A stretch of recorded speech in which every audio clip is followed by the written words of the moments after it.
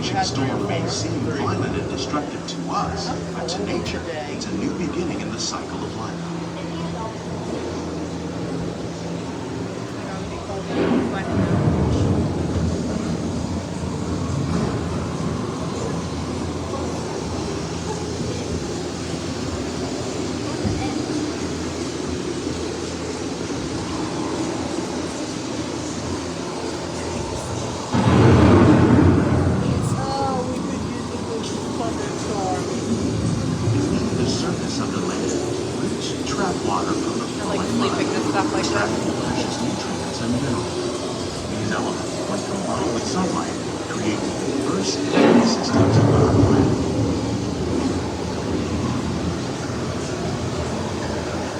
There's a restaurant on top of us.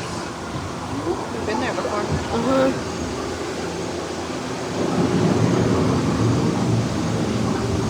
One of those living systems is the rainforest, home to the most amazing concentration of life on our planet.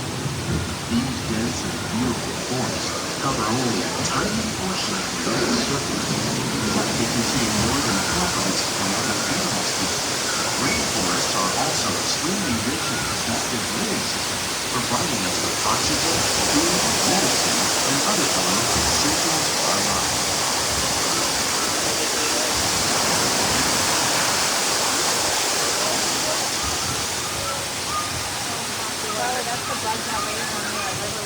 In the desert, nature has created a very different, no less beautiful living system. And while this arid landscape may seem lifeless, it is very much alive.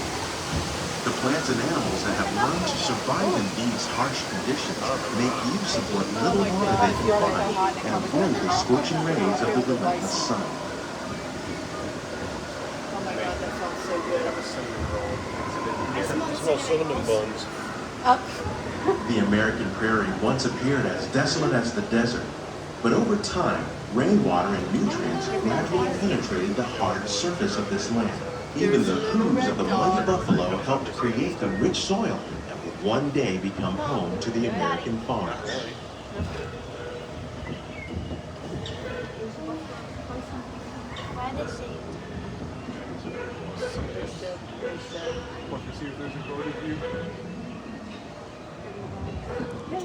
Of all the forces at work on the land, humans have had one of the most profound effects. The need to produce food for a growing world led to the enormous use and sometimes overuse of the land. In our search for more efficient ways to grow food, we often fail to realize the impact of our methods.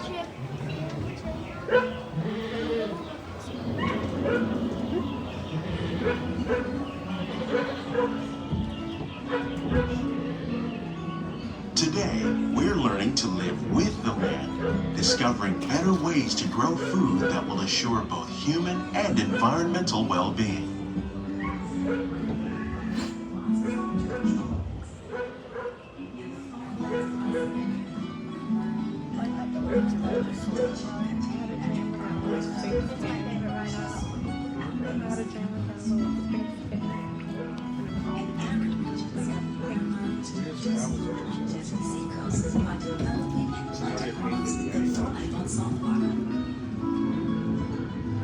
In Japan, we're learning that by mixing leaves and other living materials into our soil, we can make farmland more fertile without the need for chemicals.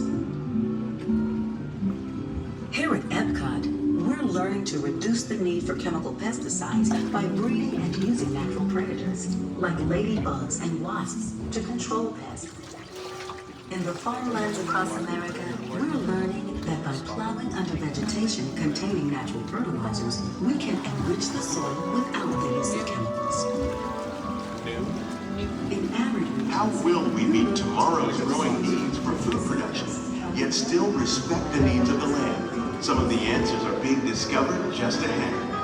To help us maintain these carefully controlled ecosystems, and for your safety, please remain seated in your boat at all times.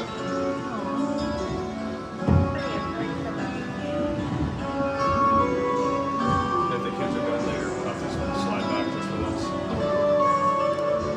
Gets dark at 6.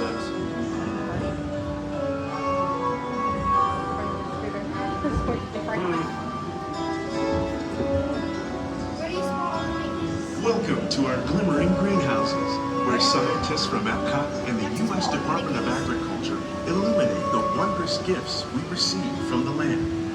Join us as we ring in the most bountiful time of the year. Pineapple. For some, it's difficult to imagine the holidays without winter and snow, but one of the most important holiday crops actually grows in the tropics. Try to find all the Mickeys for your YouTube For channel. centuries, farmers in Central America have cultivated cacao to make chocolate. In fact, cacao is chocolate's main ingredient. Today, people around the world are able to enjoy a variety of sweets and keep warm with a cup of hot cocoa, thanks to this tropical plant. We don't have anywhere in the back for it. No. Will it grow? Does it need sun? Look how pretty those flowers are. That looks like a bird of paradise. It's different. Have I seen a Mickey? Not yet. You gotta be out here everywhere.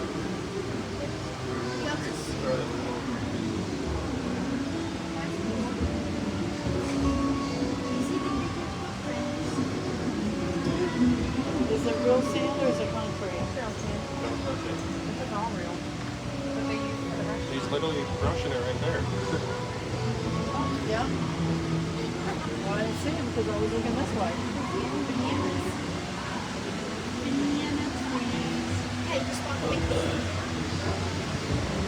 When you think of holidays, you might not think of fish, but seafood is an essential part of many festive meals.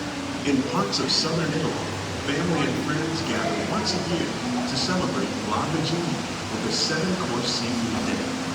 Tilapia, bass, and shrimp, like the ones raised here using our sustainable water systems, make up just some of the dishes served during this grand meal.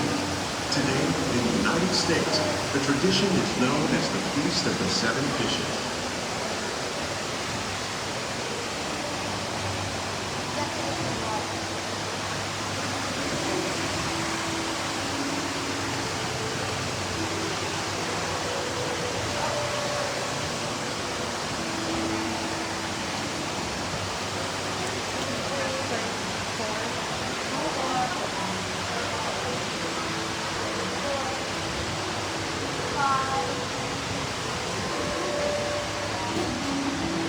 I'm gonna ask my mom if they spotted all the Mickeys. Citrus, like the oranges grown here, are common in Florida, but in northern Europe, where fresh fruit is rare in winter, they're much harder to find, making them an extra special stocking stuffer. During Chinese New Year, these vibrant fruits are given as gifts of good fortune.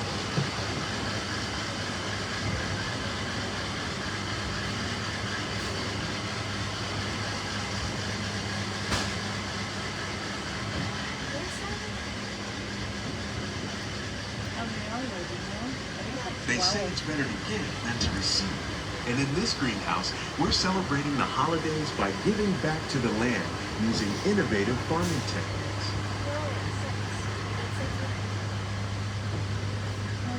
By recycling water, we can give plants rich nutrients. By giving plants ladybugs, we're able to control pests and reduce the need for pesticides. And by growing ground plants vertically, we give them better protection from disease. Like on that one? Yeah. Lettuce? Right. I would love a cut from lettuce. Plants.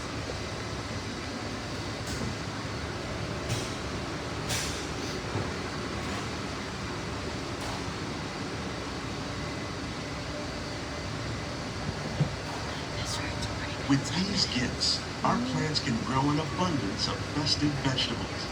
This greenhouse alone grows a bountiful 15 tons of produce each year. When we give more, we receive more, making the most of the land's green gifts.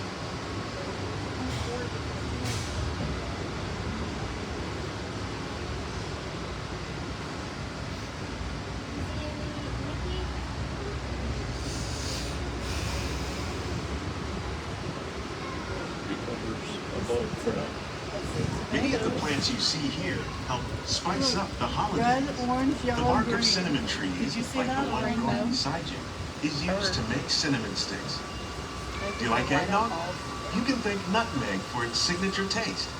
Other spices, like ginger and vanilla, add flavor to a variety of holiday cookies, cakes, and other delights. By cultivating these festive plants with care and good cheer, Epcot scientists are able to celebrate the holidays with the land's many gifts.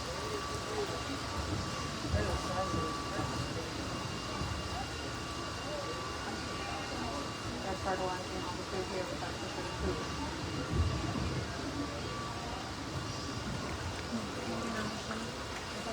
There's one up there in the window. Yeah. Right there. On the pipe. Oh, yeah, it's the pipe. We need one more. We missed it. Because this is right over. Unless it's right at the end. Rewatch Avery's videos and look for it. These greenhouses represent just a fraction of the work being done worldwide to produce bountiful harvests for our growing population. Scientists, farmers, and even backyard gardeners are doing their part to improve the quantity and quality of foods that